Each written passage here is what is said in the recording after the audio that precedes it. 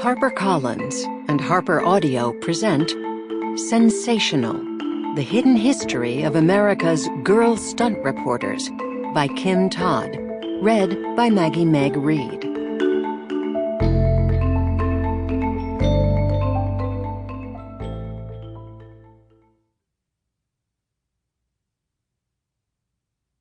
A note before we begin.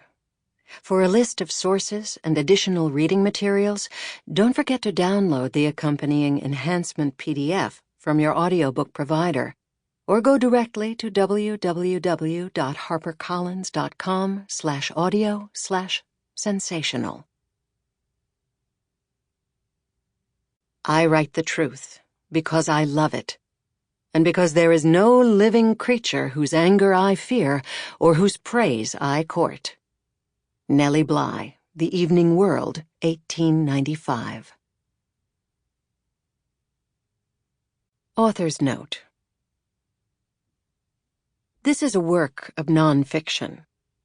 The dialogue is taken from newspaper articles, letters, interviews, and reporters' memoirs. As required by their profession, some of these journalists could be quite self-mythologizing. Unless I have evidence to the contrary, such as a census record showing a woman couldn't have been born when she said, I take them at their word. Also, I refer to some writers by their pseudonyms and some by their legal names, though marriages and casual attitudes toward consistent spelling render even these unstable. They created characters to conceal and reveal themselves, and sometimes the character overshadowed the woman behind her. Those known mainly from a single pseudonym, Nellie Bly, Nell Nelson, and Nora Marks, I refer to by their pen name. Those who used a pseudonym only sparingly or inconsistently, I refer to by their actual names. It makes sense to call Elizabeth Cochrane Nellie Bly, when that was how the whole country knew her and how she signed many letters. It's less logical to refer to Elizabeth Banks as Polly Pollock, when only a handful of articles at the start of her career carried that byline. Prologue, 1888. The Case of the Girl Reporter. Have I not been drinking Moxie all this spring? Caroline Lockhart, Boston Post, 1895. In late November 1888, a young woman threaded her way through the grit-filled streets of Chicago's downtown, skirting horse-drawn cabs and wagons teetering under sacks of grain.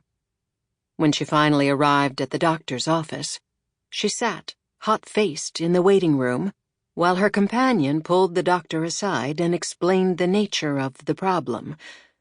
The physician, small and alert like a sparrow, turned to the girl and tried to calm her. You must not be scared about it, the doctor urged. It is perfectly safe. You suffer more from fright than you would the operation. The patient, still agitated, put off a full examination. She'd come back another day, she promised, to arrange the abortion. A few days later, the young woman visited a different doctor. This one had a German accent and a diploma from a German university under crossed swords on his wall. She described her situation, saying she was from Memphis and, like many girls, she'd taken the train to Chicago because of its reputation. Then she haltingly made her request. Did she have any other health problems? The doctor asked. Was she in pain?